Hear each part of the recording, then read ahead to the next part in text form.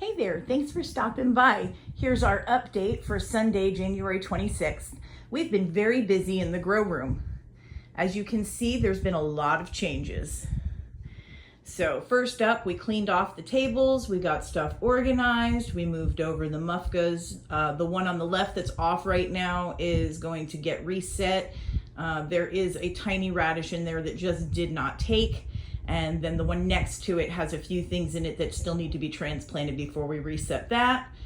We're gonna move those over to make room for the two Aerogardens, which are over there.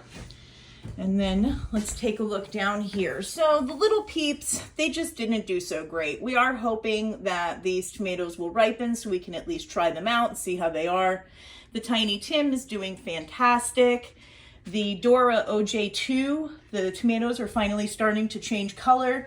As you can see, with it being a determinate plant, it is starting to die back. So we are excited for all of these to get that lovely shade of orange and try them out. I'm actually gonna move this so these guys are more up under the lights.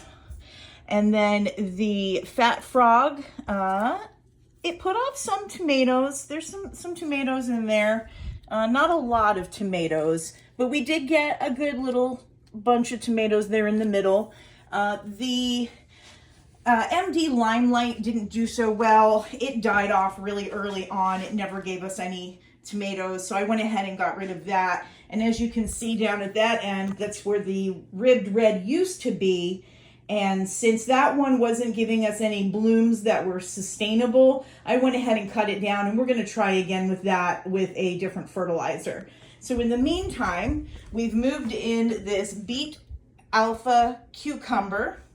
I started this on 12/27 and transferred it today on the 26th, and this is in a 5-gallon tub with 5 teaspoons of MaxiGro. We've got the Sugar Bond peas, which I'm very excited about. We've already got some pea pods on there and a couple of blooms. And then here's all of the lettuce and greens that were in the Mufgas that got moved out. We've got some purslane, we've got some Paris Island, we've got a white icicle radish down there. Zoom in a little bit and you can see that guy right there. And then we've got tatsoi, arugula, we've got a couple of Merlots, a few Landis Winters, and we've got 4 little gems because those are super fun. And then over here on this side, this is the Monica cucumber. And as you can see, the tendrils are already grabbing onto the twine.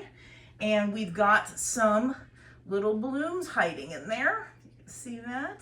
So can't wait to see if we get some fruit on that right away.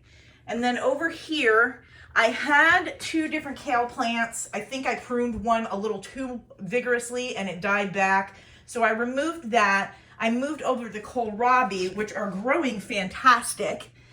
If you look here, you can see we've got the 2 bulbs growing in there. One is bigger than the other. I'm gonna let them get to about the size of maybe a clementine or an orange. And then we'll go ahead and have those. I like them raw in my salads. I will use these leaves. I harvest a few every couple of days and I use those in my saute for breakfast. I'll put those with some onions and some other greens in with a rice bowl and some eggs. It's delicious. Then we've got this kale here. I believe this was the Dazzling Blue. Very interesting leaves. And again, I'll take those and I'll saute them up with the kohlrabi. And then here is our perpetual spinach, what I have finally gotten to grow, and it is looking great.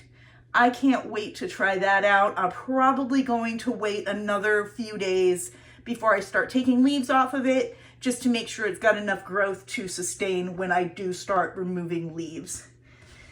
And with that, it concludes the tour of our little food forest indoors here.